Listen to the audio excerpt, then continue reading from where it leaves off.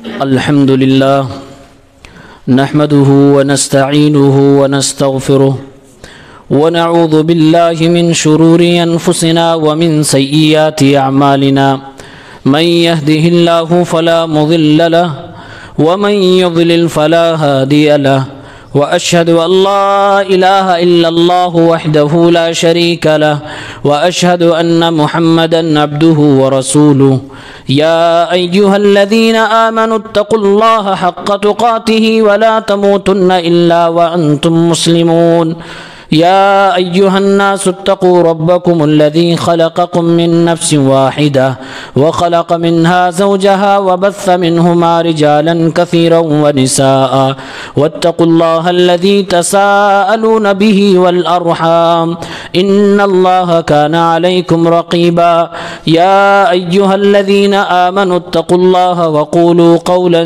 سديدا يصلح لكم أعمالكم ويغفر لكم ذنوبكم ومن يطع الله ورسوله فقد فاز فوزا عظيما أما بعد فإن خير الحديث كتاب الله وخير الهدي هدي محمد صلى الله عليه وسلم وشر الأمور محدثاتها وكل محدثة بدعة وكل بدعة ضلالة وكل ضلالة في النار أعوذ بالله من الشيطان الرجيم بسم الله الرحمن الرحيم يا أيها الذين آمنوا لا تتخذوا اليهود والنصارى أولياء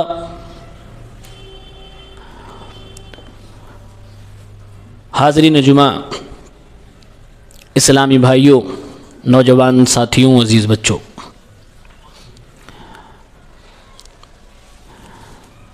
دسمبر کی آج 20 تاریخ ہے، انگریزی کیلنڈر کا آخری مہینہ ہے۔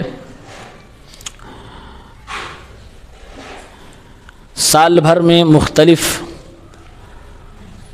ایام، ڈیز منائے جاتے ہیں، سیلیبریٹ کیے جاتے ہیں۔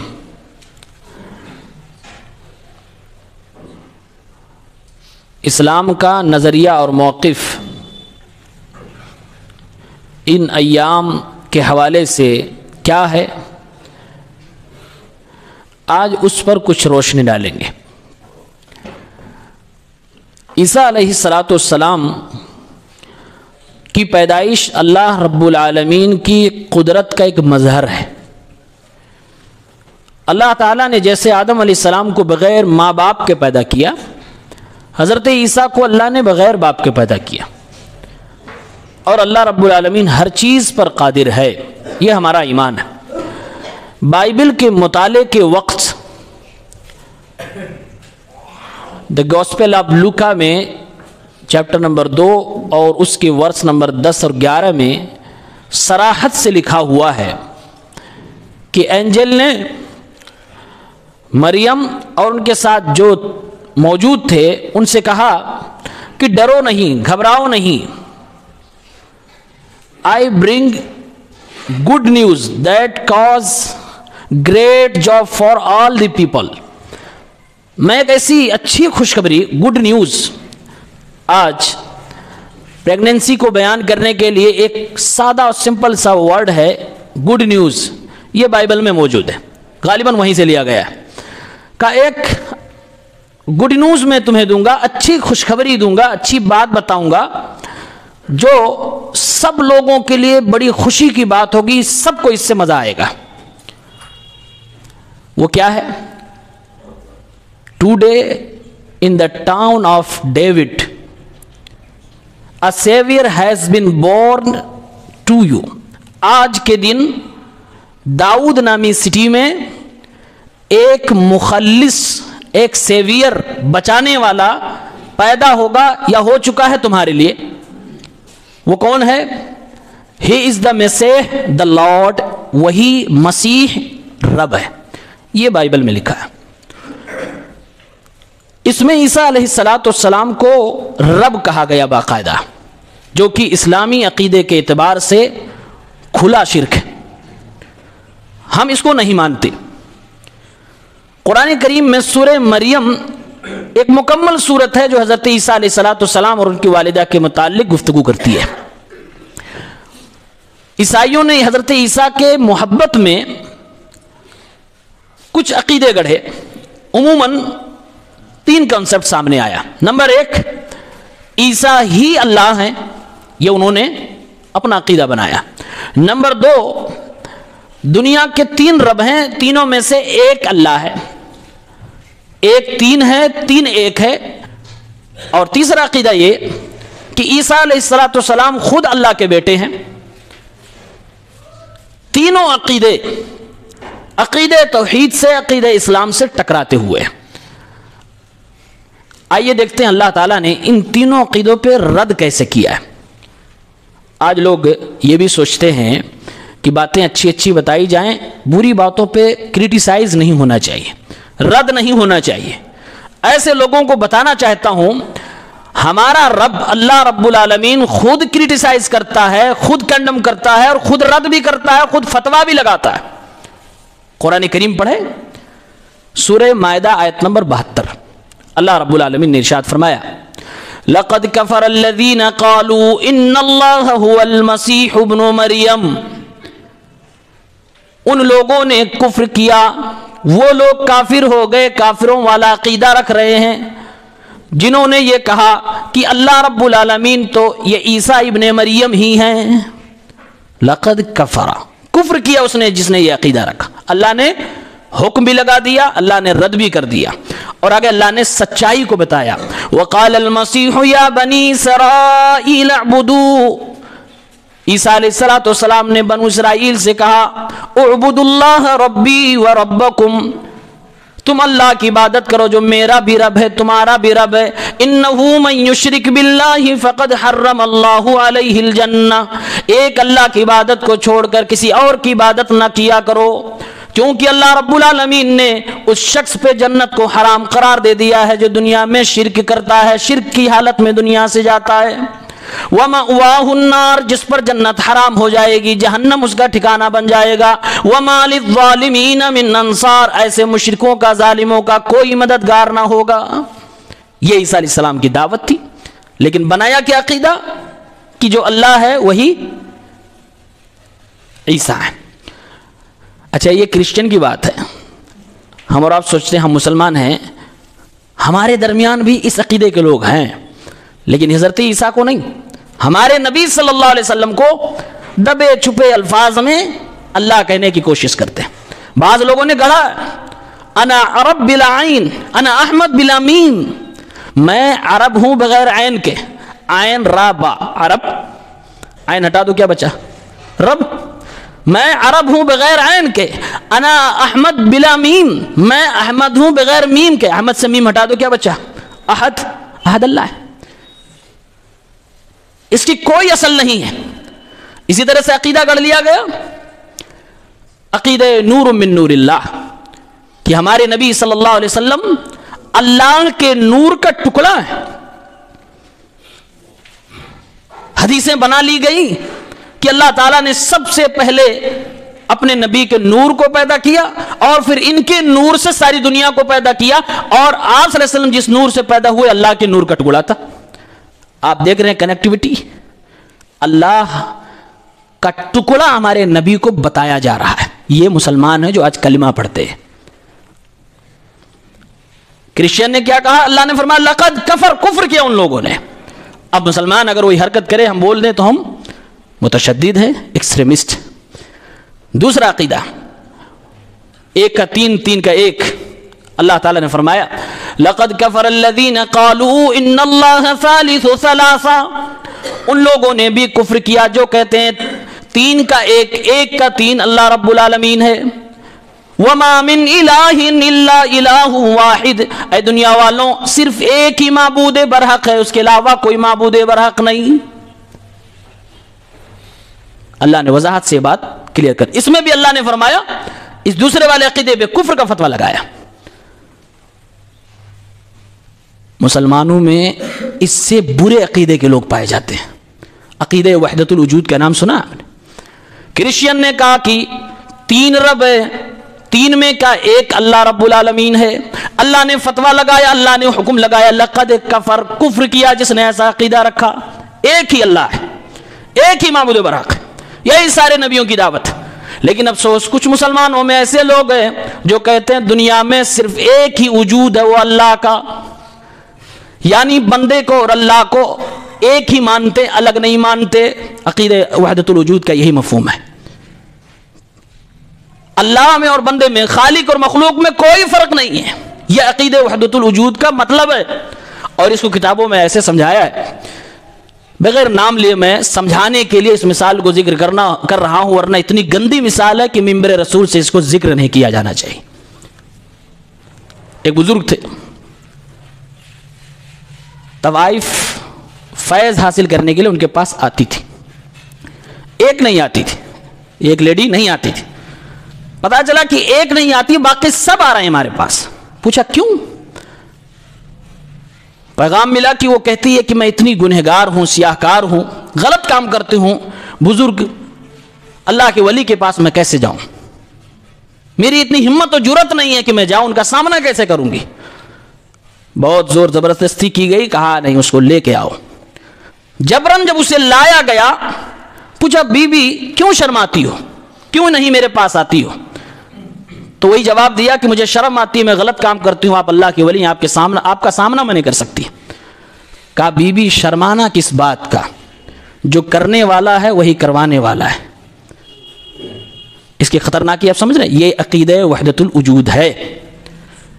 جو زنا کر رہا ہے وہ بھی وہ, جو کروا رہا ہے وہ بھی وہ, یہی عقیدہ وحدت الوجود ہے. یہ مثال میں صرف اس لیے بیان کر رہا ہوں کہ اس عقیدے کی خطرناکی کو آپ سمجھے. آج لوگ اس کو ہوا میں لیتے ہیں بہت ہلکے میں, کیا اس میں کون سی پرابلم کی بات. ایک اور مثال, ایک بار ایک گدھا چیخا. ایک صاحب تھے, گدھے کی آواز سن کے بولے لبیک جل شانہ, اے اللہ میں حاضر ہوں. کیوں؟ اس لیے کہ گدھے میں بھی اللہ کو مانتے ہیں. یہ عقیدہ وحدت الوجود ہے, اور یہ کتابوں میں لکھا ہے, یہ بھی لکھا ہے کہ اس کو چھپایا جائے, عوام کو نہ بتایا جائے. اسی لیے شیخ الاسلام ابن تیمیہ رحمۃ اللہ علیہ نے فرمایا ھذا منتہی الالحاد, عقیدہ وحدت الوجود یعنی خالق اور مخلوق میں فرق نہ کرنا. ساری دنیا میں صرف اللہ ہی کا وجود ہے, بندوں کے اندر اللہ پایا جاتا ہے, بندوں کی کوئی حقیقت نہیں ہے, عابد اور معبود میں کوئی فرق نہیں ہے. فرمایا یہ عقیدہ یہ الحاد کی انتہا ہے, اور کہا جامع لکل شرک, ہر شرک کو اپنے اندر سموئے ہوئے یہ عقیدہ وحدت الوجود ہے. بلکہ اگر میں یہ کہوں, اللہ نے جس عقیدے پر عیسائیوں پر کفر کا فتویٰ لگایا ہے کہ انہوں نے تین رب مانے اور تین میں سے ایک کو اللہ مانا, اللہ نے فرمایا لقد کفر, یہ لوگ کفر کرتے ہیں. آج کلمہ پڑھنے والے مسلمان اپنی کتابوں میں لکھتے بھی ہیں اور صوفیہ اس کو مانتے بھی ہیں. ابن عربی اس کے موجد مانے گئے, انہوں نے اس کا پرچار کیا. یہ ابن عربی وہی ہے جو ارطغرل میں آپ دیکھتے تھے, بزرگ دکھائی دیتے تھے آپ کو نا, وہی ابن عربی. خطرناک قسم کا عقیدہ اس بندے نے دیا, پکا قسم کا صوفی. یہ ان لوگوں کو آج بھی کتابوں میں لکھا, نام لینے پہ مسئلہ کھڑا ہو جائے گا, مانتے ہیں لوگ. اور یہ بھی لکھتے ہیں چھپاؤ عوام سے, عوام پوچھ لے گی جواب نہیں دے پائیں گے. ان گندے عقیدوں سے نکلو. آپ ہماری رفع دین اور آمین پہ ہم کو پہچانتے نہیں. اللہ کی قسم اس روئے زمین پر ساری کائنات میں اگر کسی کا عقیدہ توحید 100% پاک صاف ستھرا ہے تو ہمارا ہے, اور اس کے لیے ہمارے پاس دلائل موجود ہیں. اور بقیہ ہم اگر کسی کے اوپر رد کرتے ہیں تو اس لیے رد کرتے ہیں کہ وہ غلط ہے, اور غلط ثابت کرنے کی چھمتا بھی رکھتے ہیں. اگر ہمیں کوئی غلط کر رہا ہے, کہہ رہا ہے, تو وہ بھی چھمتا رکھے, وہ بھی ثابت کرے. آج دنیا بڑی وسیع ہے, ڈیجیٹل دنیا ہے. ایک کیمرہ لگاؤ اور اس کے بعد رد کر دو کہ عقیدہ اہل حدیث یہ ہے اور یہ گڑبڑ ہے, یہ غلط ہے, قرآن حدیث کے خلاف. بہت آسان سی بات. لیکن نہیں, قرآن و حدیث کے ماننے والوں کا رد کرنا آسان نہیں ہے. جھوٹ بولنا پڑے گا, الزام لگانا پڑے گا, دائیں بائیں کی بات کرنی پڑے گی, تب جا کے آپ کی دال گلے گی, ورنہ نہیں. اللہ رب العالمین نے فرمایا لقد کفر الذین قالوا ان اللہ ثالث ثلاثہ, جو تین میں ایک رب کو مانے وہ لوگ کافر ہیں. اللہ نے آگے بھی فرمایا اے دنیا والوں صرف ایک ہی معبود برحق ہے، اس کے علاوہ کوئی نہیں. وَإِن لَّمْ يَنْتَهُوا عَمَّا يَقُولُونَ، اگر اس طرح کا عقیدہ رکھنے والے توبہ نہیں کیے، باز نہیں آئے، لَيَمَسَّنَّ الَّذِينَ كَفَرُوا مِنْهُمْ عَذَابٌ أَلِيمٌ، تو اللہ رب العالمین کی جانب سے ان لوگوں کو دردناک عذاب دیا جائے گا. دنیا میں گھوم رہے ہیں، مست ہیں، آخرت میں اللہ بخشے گا نہیں. جس عقیدے پر آپ سوچئے 3 پہ اللہ نے کفر کا فتویٰ لگایا. یا کہا جا رہا ساری دنیا جو کچھ آپ کو نظر آ رہا ہے، گدھے بھی نہیں بچے، اس میں بھی اللہ ہے. بہت سنگین مسئلہ مسلمانوں، یہ آپ سے چھپایا گیا، آپ کو پتہ نہیں ہے، آپ معصوم ہیں، آپ کو معلوم ہی نہیں ہے کہ آپ کے بڑوں کا عقیدہ کیا ہے، فیت کیا ہے، جس کے پیچھے آپ چل رہے ہو وہ آپ کو کس ڈرائیوری اور کس انجن کے ساتھ اور کہاں لے جانا چاہتے ہیں. اور یقین مانیے قرآن کی اس آیت کی روشنی میں کہہ سکتا ہوں، اگر 3 میں سے ایک رب کو ماننے والے کفری عقیدے کے حامل ہیں تو پوری کائنات گدھے سمیت اس میں رب کو ماننے والے انتہائی پرلے درجے کے کافر ہیں. یہ کفری عقیدہ ہے، مسلمانوں اس سے توبہ کرو. اور تیسرا عقیدہ عیسائیوں کا کہ اللہ کے بیٹے، نعوذ باللہ. یہ کتنی بری بات تھی، اس پہ اللہ کا غصہ دیکھنا چاہتے ہو؟ آج ہم سن لیتے ہیں، ہمیں کوئی فرق نہیں پڑتا. ہمارا بیٹا کسی کانوینٹ میں پڑھتا ہے، کسی اسکول میں پڑھتا ہے، میری کرسمس بول دیا، کوئی پرابلم نہیں، ہمیں کوئی پرواہ نہیں. دنیا کی ایجوکیشن ہمارے بچے کو مل رہی ہے، ہمیں کوئی پرواہ نہیں. کیوں؟ اس لیے کہ اللہ کے غصے کو اس عقیدے پہ ہم نے جانا ہی نہیں ہے. سورہ مریم اٹھاؤ، قرآن پڑھو، سورہ مریم آیت نمبر 88 اور 8-10 آیتیں پڑھتے جاؤ. اللہ رب العالمین نے فرمایا وَقَالُوا اتَّخَذَ الرَّحْمَنُ وَلَدًا، انہی لوگوں کی طرف کرسمس منانے والوں کو اللہ فرما رہا ہے وَقَالُوا اتَّخَذَ الرَّحْمَنُ وَلَدًا، ان لوگوں نے کہہ ڈالا کہ رحمان نے بیٹا بنا لیا. بیٹا بنا لیا یعنی اللہ رب العالمین نے نعوذ باللہ عیسیٰ علیہ السلام کو جنا، اور عیسیٰ علیہ السلام کا باپ ہے، نعوذ باللہ. اسلام 1000 بار، کروڑ بار، لاکھوں بار اس عقیدے کو کنڈم کرتا، نہیں مانتا. اللہ نے فرمایا وَقَالُوا اتَّخَذَ الرَّحْمَنُ وَلَدًا، اللہ رب العالمین کا بیٹا ان لوگوں نے بنا دیا، یہ اللہ پر الزام رکھ دیا. لَقَدْ جِئْتُمْ شَيْئًا إِدًّا، اے دنیا والوں، اے میرے بندوں، اے بد عقیدوں، تمہیں معلوم نہیں تم نے کتنی بھاری بات اپنے رب کے بارے میں کہہ ڈالی. الزام لگایا ہے. ایک الزام یہ کہ وہ اللہ بیوی کا بھی محتاج ہے، دوسرا الزام یہ کہ وہ خالق اپنی مخلوق کو اپنا بیٹا بنا رہا ہے، جبکہ اللہ فرما رہا ہے لم یلد ولم یولد، نہ وہ کسی کا باپ ہے نہ کوئی اس کا بیٹا ہے. اب آگے اللہ اپنا غصے کا اظہار فرما رہا ہے. بد عقیدگی کے خلاف غصہ ہونا اور اس پر بیان دینا اللہ کو پسند ہے. آپ دیکھیے اللہ رب العالمین کا غصہ. اللہ نے فرمایا تکاد السماوات یتفطرن منہ وتنشق الارض وتخر الجبال ہدا. یہ اتنا بدترین عقیدہ ہے کہ اللہ رب العالمین کے بارے میں بیٹے کا تصور کیا جانا کہ آسمان اس عقیدے کی منحوسیت سے پھٹ پڑے، ٹکڑے ٹکڑے میں بکھر جائے، یہ زمین ریزہ ریزہ ہو جائے، پارا پارا ہو جائے، اور یہ پہاڑ بھی ٹوٹ کر بکھر جائیں، باریک باریک ٹکڑوں میں ہو جائیں. اگر یہ عقیدہ دنیا کو قیامت تک لے کے جانا نہیں ہوتا تو اللہ فرما رہا ہے اس عقیدے کی خطرناکی کی وجہ سے آسمان کو ٹوٹ جانا تھا، زمین کو پھٹ جانا تھا، پہاڑوں کو ریزہ ریزہ ہو جانا تھا. ان دعوا للرحمن ولدا، جرم یہ ہے کہ انہوں نے اللہ رب العالمین کے بیٹے کا تصور و کانسیپٹ دنیا کو دے دیا. ما ينبغي للرحمن ان يتخذ ولدا، فرمایا تمہارے رب کے لیے مناسب ہی نہیں کسی کو بیٹا بنائے. ان کل من فی السماوات والارض الا آتی الرحمن عبدا. تم اپنے رب کے لیے بیٹا تصور کر کے اس نبی کی عظمت بتانا چاہتے ہو. سنو اللہ فرما رہا ہے اس زمین میں، زمین کے نیچے، آسمان میں، آسمانوں کے اندر، زمین و آسمان کے بیچ میں، دریاؤں میں، سمندروں میں، جنگلوں میں، پہاڑوں میں، سمندروں کے نیچے، اس پوری روئے زمین، پوری کائنات میں جو بھی مخلوق بستی ہے، انسان اور جنات جہاں بھی رہتے ہیں، الا آتی الرحمن عبدا، اللہ کے سامنے سب غلام بن کر، بندے بن کر ایک دن آئیں گے. اسے بیٹے کی ضرورت کیا ہے؟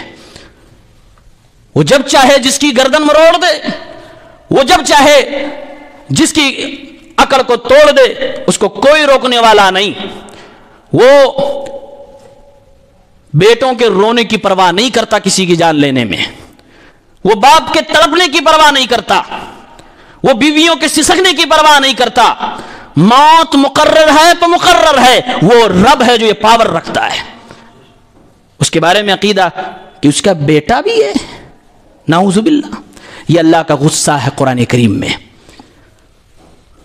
آپ کو پتا نہیں, جب آپ کا بیٹا کرسمس مناتا ہے, جب میری کرسمس کہتا ہے, گویا اپنی زبان سے کہہ رہا ہے مبارک ہو اللہ نے بیٹا جنا ہے. نعوذ باللہ, ایک مسلمان کا بچہ اپنے ماں باپ کی حلال غذا کھانے کے بعد, نبی کا کلمہ پڑھنے کے بعد, مسلمان ہونے کا دعویٰ کرنے کے بعد, اور اس گھر کے چہار دیواری میں یہ جملہ بولے اور باپ ٹس سے مس نہ ہو, ماں کو فرق نہ پڑے, ایسی جہالت پہ مسلمانوں مر جانا چاہیے.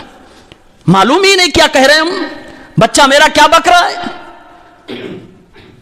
یاد رکھو یہ دنیا کی ڈگریاں یہیں رہ جائیں گی, عقیدہ قبر تک جائے گا, قیامت کے دن فیصلے کروائے گا, جنت و جہنم میں کہیں نہ کہیں آپ کو لے جائے گا.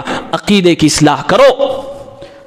اللہ نے قرآن میں فرمایا یا ایھا الذین آمنوا قوا انفسکم واہلیکم نارا, اے ایمان والو اپنے آپ کو, اپنے اہل و عیال کو جہنم کی آگ سے بچاؤ.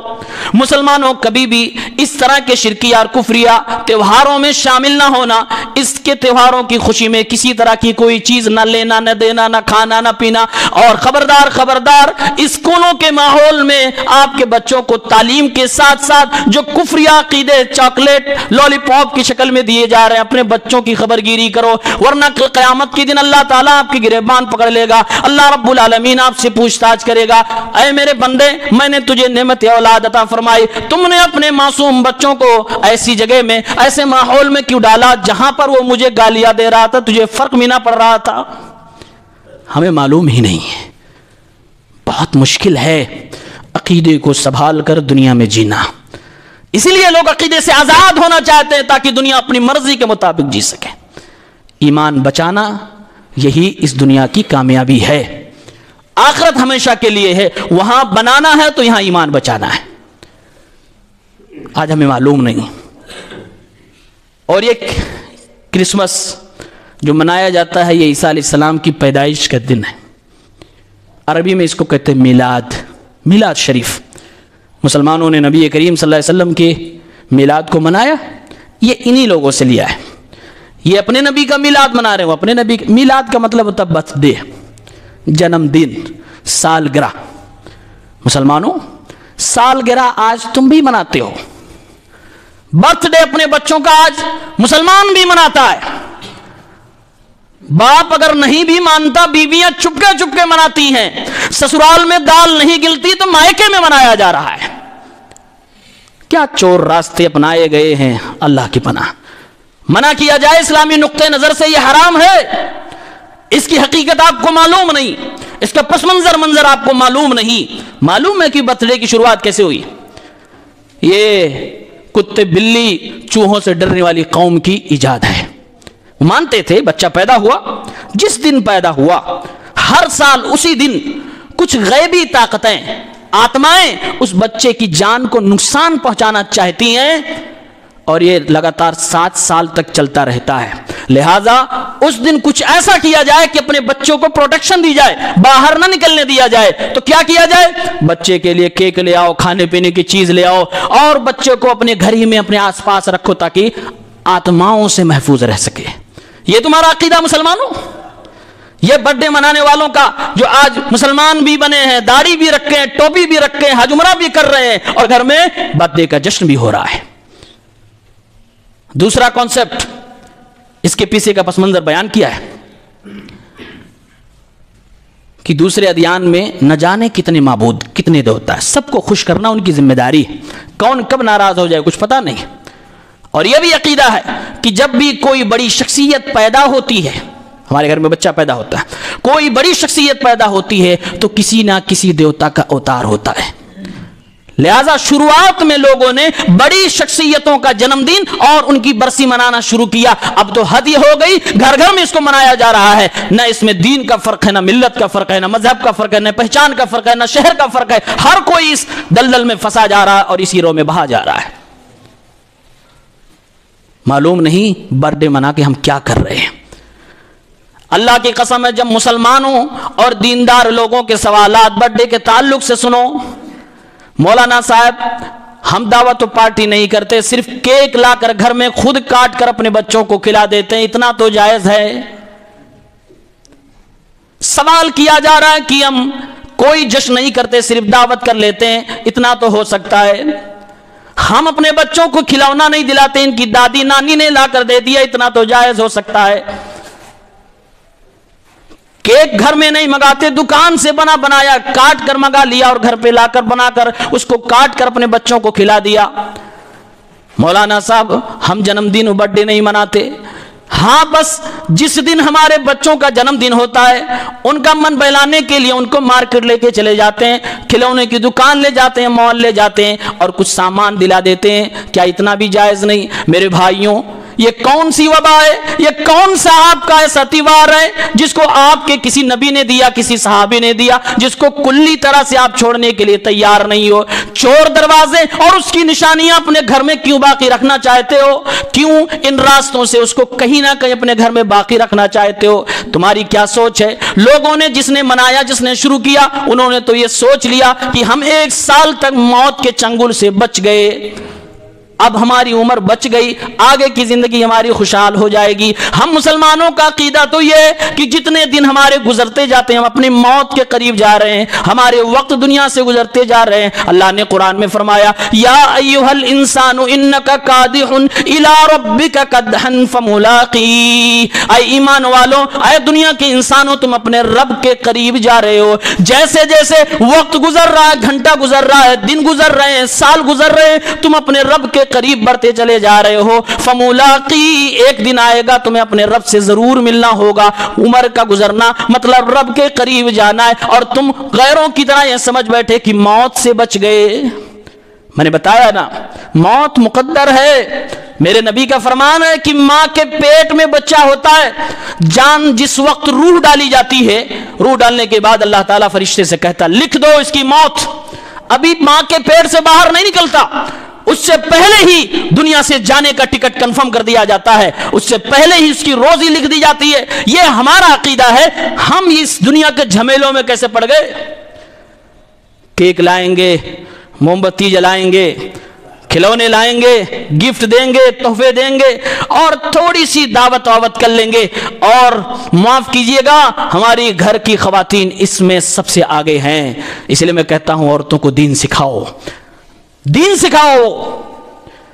عورت کو اتنا دین سکھا دو کہ گھر میں شرک قدم نہ رکھنے پائے, بدعت کا نام سن کے ہی عورت آگ بگولا ہو جائے, رسم و رواج کو لات مار دے, آپ کو بولنے کی ضرورت نہ پڑے. اتنا دین سکھا دو, اتنا دین سکھا دو کہ اگر آپ حرام کمائی لے کے آؤ تو بی بی کہے مجھے یہ نہیں کھانا ہے, بھوکی پیاسی رہ جاؤں گی, حرام نہ کھاؤں گی, نہ پہنوں گی, نہ اپنے بچوں کے قدم پہ, نہ اپنے بچوں کے بدن پہ وہ حرام کپڑا نہیں دوں گی. اتنا کم از کم دین سکھاؤ اپنے بچیوں کو, اتنا اپنے گھر کی عورت. یہ بڑی کوتاہی ہماری ہے, بڑی کوتاہی ہے. عورتوں تک یہ ہمارا بیان ہے نا, ریکارڈ ہو رہا ہے. ہم میں سے کتنے ہیں جو اپنے گھر والوں کو اس کو شیئر کریں گے, سنوائیں گے؟ میرے بھائیوں, یہ سبسکرائبر ویوز کا مسئلہ نہیں ہے. میرا بس مقصد ہے کہ اللہ کا سچا دین, پیارا دین, میرے نبی کا صاف ستھرا دین آپ کے کانوں سے آپ کے دل تک اترے, اور آپ کے ذریعے سے آپ بھی ثواب پائیں گے, آپ کے گھر والوں تک پہنچے. میرے نبی نے جو زیادہ شادیاں کی تھی, ایک وجہ یہ بھی تھی کہ عورتوں تک دین پہنچ جائے, تیزی سے پہنچے. تیزی سے پہنچانے کے لیے میرے نبی کریم صلی اللہ علیہ وسلم نے کئی شادیاں کی. سیرت نگاروں نے ایک وجہ یہ بھی بتائی ہے, اس لیے اپنے نبی کی زندگی کو دیکھیں. جو لوگ اعتراض کرتے ہیں نبی نے بہت شادیاں کی, کیوں کی؟ کبھی جاننے کی وجہ کیا ہے؟ صرف ایک کنواری, باقی سب بیوہ, باقی سب مطلقہ, عمر دراز. کیا مقصد تھا میرے نبی کا؟ اللہ نے جو مشن میرے رسول کو دیا تھا, وہ مشن تیزی کے ساتھ, پوری ذمہ داری کے ساتھ آپ امت کے ہر طبقے تک پہنچانا چاہتے تھے۔ ہمارا ایمان ہے کہ ہمارا نبی جیسے مردوں کا نبی تھا ایسے عورتوں کا بھی نبی ہے، ایسے بچوں کا بھی نبی ہے۔ وہ بچوں کو بھی دین سکھاتا تھا، وہ عورتوں کو بھی دین پہنچاتا تھا، وہ اپنے سامعین کو مردوں کو بھی دین عورتوں نے کہا اللہ کے نبی آپ کے پاس مرد حضرات آیا کرتے ہیں، ان تک دین کی باتیں پہنچا کرتی ہیں۔ اس زمانے میں لاؤڈ اسپیکر نہیں تھا، ریکارڈنگ کا سسٹم نہیں تھا۔ عورتوں نے درخواست کی اے اللہ کے پیغمبر ہمیں بھی سکھائیے، ہمارا بھی حق ہے۔ میرے نبی نے فرمایا ٹھیک ہے تمہارے لیے بھی ایک دن خاص کرتا ہوں۔ آپ سکھاتے تھے اپنے گھر کی عورتوں کو روکو، یہ ہیپی برتھ ڈے کی وبا سے بچاؤ اپنے آپ کو، یہ کہیں اور سے اڈاپٹڈ ہے، یہ تمہاری رسم نہیں ہے۔ اور آپ دیکھ رہے ہیں ہر خرافات میں، ہر پروگرام میں یہ موم بتی اور آگ کہاں سے گھسیڑ دی جاتی ہے؟ کبھی اس پہ بھی سوچا؟ آگ کی پوجا بھی کی جاتی ہے، شیطان آگ سے پیدا ہوا ہے۔ شیطان جہاں جہاں اپنا انش چھوڑتا ہے، اپنی شناخت وہاں باقی رہنے کے لیے اپنا جز ڈال جاتا ہے۔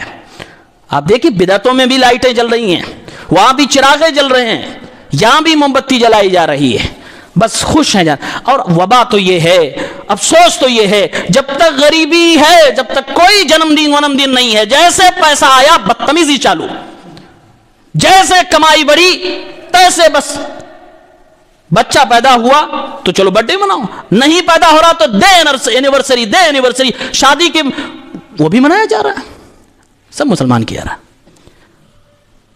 مسلمانوں میرے نبی نے کہا وَأَطْعِمُ الطَّعَامَ، کھانا کھلاؤ۔ کبھی ہمت نہیں ہوئی کہ فری میں کسی کو کھلا دے، لاؤ 2-4-10 غریب کو کھلا دے، کبھی یہ کھوپڑی میں نہیں آتا۔ کچھ نہ کچھ خرافات کریں گے، کوئی رسم کریں گے، کسی کے نقالی کریں گے، بدعت کریں گے، شرک کریں گے، تبھی کھلائیں گے، ورنہ نہیں کھلائیں گے۔ کھلانے پہ ثواب ہے۔ میرے نبی فرماتے افشوا السلام، سلام کو عام کرو، وَأَطْعِمُوا الطَّعَامَ، کھانے کھلاؤ، وَصَلُّوا وَالنَّاسُ نِيَامٌ، راتوں میں نماز پڑھو جب دنیا سو رہی ہو۔ تینوں کو دیکھیے آپ کرتے ہیں۔ مسلمانوں اسلام کی ایک شناخت ہے، مسلمانوں کی ایک پہچان ہے۔ ہمارے نبی صلی اللہ علیہ وسلم پوری زندگی یہی کوشش کرتے رہے میرے ماننے والے کی ایک پہچان ہونی چاہیے۔ عورتوں کو بھی اللہ کے نبی نے پردے کی تعلیم دی، تاکہ قرآن میں بھی اللہ رب العالمین نے بیان فرمایا ذَلِكَ أَدْنَىٰ أَن يُعْرَفْنَ فَلَا يُؤْذَيْنَ، تاکہ مسلمان عورت پہچان لی جائے۔ مسلمانوں کو اللہ کے نبی تعلیم دے رہے کہ تمہیں اپنے نبی کے مطابق داڑھی ہونی چاہیے تاکہ تمہیں پہچان لیا جائے۔ مسلمان مردوں کے لباس کے بارے میں کہا جا رہا ہے ٹخنے سے اوپر رکھو تاکہ تمہیں پہچان لیا جائے۔ تم جب کسی سے ملو تو سلام، السلام علیکم ورحمت اللہ وبرکاتہ کہو، تمہارے زبان سے بھی تمہیں پہچانا جائے، تمہارے کپڑے سے بھی تمہیں پہچانا جائے، تمہارے جسم کے بال سے بھی تمہیں پہچان لیا جائے۔ مسلمانوں کی ایک پہچان تھی، ایک شناخت تھی۔ مسلمانوں نے اپنی پہچان کھو دیے، اپنے آپ کو ضائع کر دیا، اللہ کے نبی کے بتائے ہوئے طریقے کو چھوڑ کر خود کو ایسی دنیا کی گمراہی میں لے جا کر کھڑے کر دیا۔ اب وہاں سے نکلنا ناممکن لگ رہا ہے، لیکن مسلمانوں گھبراؤ نہیں، آج بھی توبہ کا دروازہ کھلا ہے، ہم اللہ کی جانب ایک قدم بڑھیں گے۔ میرے نبی فرماتے ہیں اللہ تعالیٰ تمہارا انتظار کرتا ہے، دوڑ کر تمہارا استقبال کرتا ہے، اور جب بندہ توبہ کر لیتا تو اللہ رب العالمین جتنا خوش ہوگا دنیا میں کوئی اتنا خوش نہیں ہو سکتا۔ اللہ کے نبی کی ایک حدیث سناتا ہوں، صحیح بخاری 3456 کتاب و احادیث الانبیاء۔ اللہ کے رسول نے پوری زندگی یہ کوشش کی ہے کہ میرے ماننے والے یونیک ہونے چاہیے، یہ دنیا کی اور قوموں کی طرح نہیں ہے، یہ اسپیشل لوگ ہیں، اسپیشل دکھنا بھی چاہیے۔ لیکن اللہ کے نبی نے ہر کوشش کر ڈالی، اپنے دور کے لوگوں کو سمجھایا، یہاں تک کہ قیامت تک جو بھی آپ کا کلمہ پڑھنے والا آئے گا آپ نے ایسی تعلیم دے دی ہے کہ اگر اس پہ وہ چلے تو 100% وہ پیور مسلمان رہے گا، لیکن چلے تو صحیح۔ اللہ کے نبی نے فرمایا لَتَتَّبِعُنَّ سَنَنَ مَنْ كَانَ قَبْلَكُمْ شِبْرًا بِشِبْرٍ ذِرَاعًا بِذِرَاعٍ۔ آپ نے فرمایا میرے جانے کے بعد کچھ کلمہ کو مسلمان ایسے بھی ہوں گے جو غیروں کی کاپی کریں گے، غیروں کے طریقے پہ زندگی گزارنے کی کوشش کریں گے، ایک ایک بالشت، ایک ایک قدم، ایک ایک ہاتھ ان کے پیچھے چلیں گے، قدم سے قدم ملا کے چلیں گے، بالکل ان کے نقش قدم پر چلنے کی کوشش کریں گے۔ حتی لو دخلوا جحر ضب لدخلتموہ، یہاں تک کہ وہ اگر گوہ کی سوراخ میں بھی داخل ہو جائیں تو مسلمان ان کو دیکھ کر، دنیا کی چکا چوند دیکھ کر، ہمیں بھی ترقی کرنا ہے، ہمیں بھی دنیا میں آگے بڑھنا ہے، وہ ان کے پیچھے جائے گا، وہ بھی گوہ کی سوراخ میں داخل ہو جائے گا۔ اور ایک روایت میں آپ صلی اللہ علیہ وسلم نے ارشاد فرمایا حتی لو احدهم جامع امه بالطریق لفعلتموہ، اے مسلمانوں وہ وقت آئے اس سے پہلے کی توبہ کر لینا۔ اللہ کے نبی نے فرمایا صلی اللہ علیہ وسلم، کچھ کلمہ پڑھنے والے مسلمان دنیا میں ایسے آئیں گے کہ یہود و نصارہ کو دیکھیں گے کہ وہ اپنی ماں کے ساتھ زنا کر رہے ہیں، روڈ پہ کر رہے ہیں، تو یہ کلمہ پڑھنے والا مسلمان بھی اپنی ماؤں کے ساتھ زنا کرے گا، وہ بھی روڈ پہ کرنا چالو کر دے گا۔ آج مسلمانوں غور کرو، ہم اور آپ کس دنیا میں زندگی گزار رہے ہیں؟ نہ ہمارا عقیدہ صحیح سالم محفوظ، نہ ہماری شادیاں صحیح شرافت کے ساتھ ہو رہی ہیں، نہ بچے کی پیدائش میں ہم نبی کی سنت کو اپنا پا رہے ہیں، نہ خوشی کے موقع پہ نبی کی سنت، نہ غمی کے موقع پہ نبی کریم صلی اللہ علیہ وسلم کی تعلیم کو اپنا پا رہے ہیں۔ کہنے کو ہم سب بھی مسلمان ہیں، میرے بھائیوں وقت زیادہ گزرا نہیں، جس کی بھی سانسیں چل رہی ہیں اس کو موقع ہے توبہ کرنے کا، توبہ کرے۔ یا ایھا الذین آمنوا ادخلوا فی السلم کافہ، ایمان والو اسلام میں پورے داخل ہو جاؤ، آدھے ادھورے مسلمان نہ بنو۔ یہ قرآن کہتا ہے، اللہ کے نبی نے یہ تعلیم دی ہے۔ اور کیوں بتایا آپ نے کہ مسلمانوں جب یہ دور آئے اور کچھ کلمہ پڑھنے والے داڑھی ٹوپی والے مسلمان اپنے آپ کو کہنے والے اس طرح کی حرکتیں کرنے لگے تو اپنے آپ کو روک لینا، سمجھ جانا کہ انہی لوگوں کے بارے میں نے کہا ان کی طرح مت بننا۔ یہ مقصد میرے نبی کے بتانے کا ہے۔ اللہ کے نبی نے یہاں پر گوہ کو خاص طور سے کیوں کہا؟ اس کے سوراخ کا تذکرہ، کیونکہ جانور اور بھی ہیں۔ شارحین نے لکھا اس لیے کہ گوہ کی جو سوراخ ہوتی ہے انتہائی بدبودار ہوتی ہے، تنگ ہوتی ہے، بد شکل ہوتی ہے، اس کے باوجود اس تنگ اور بدبودار سوراخ میں گوہ داخل ہوتا ہی ہے۔ مطلب یہ ہے کہ دنیا کی گندی سے گندی حرکت کرنے لگے یہ یہود و نصارہ کفار تو یہ مسلمان ضرور ان کو کاپی کرے گا، عقیدہ خراب کرے تو یہ بھی عقیدہ خراب کرنے کی کوشش کرے گا، وہ بدتمیزی شرارت کرے تو یہ بھی کرے گا، وہ گندی چیزیں کھائے تو یہ بھی کھائے گا، وہ ننگا رہنا پسند کرے تو یہ بھی ننگا رہنا پسند کرے گا۔ مسلمانوں یہ بتایا اس لیے جا رہا ہے، ایمان وانو تمہاری اپنی شناخت ہے، تمہارا اپنا حلیہ ہے، تمہاری اپنی پہچان ہے، تمہارا دین مکمل ہے، کمپلیٹ ہے، اپنے دین پہ آؤ۔ کون سی خوشی ہے جس کو اللہ کے نبی نے چھین لیا ہے؟ کوئی خوشی نہیں چھینی ہے۔ بچہ پیدا ہوا آپ خوش ہو جاؤ، کتنا خوش ہونا چاہتے ہیں، لیکن نہیں، اتنا خوش نہیں ہونا کہ چھٹی کریں گے لیکن عقیقہ نہیں کریں گے۔ یہ تو نبی کی سنت سے بغاوت ہے۔ مسلمانوں عقیقہ کرنے کی پہنچ نہیں ہے، برتھ ڈے ہر سال منانا ہے، بیوی کو مہر دینے کی اوقات نہیں ہے، اینیورسری ہر سال منانا ہے۔ یہ سنت رسول سے بغاوت کا عذاب ہے۔ یہ اللہ کے نبی صلی اللہ علیہ وسلم کے طریقے کو چھوڑنے کی وجہ سے اللہ کی مار پھٹکار ہے۔ کھا رہے ہیں عورتوں کے حقوق اور غیروں کی نقالی میں اینیورسری منائی جا رہی ہے، marriage anniversary, happy birth day. مسلمانوں توبہ کرو، اس سے بچاؤ اپنے آپ کو، اپنی اولاد کو۔ کرسمس ڈے، نہ جانے کون سا ڈے سال بھر میں خرافات، واہیات اور فحش کاری کے شرکیات بدعات کے آتے رہتے ہیں۔ اللہ تعالیٰ ہم سب کو محفوظ رکھے۔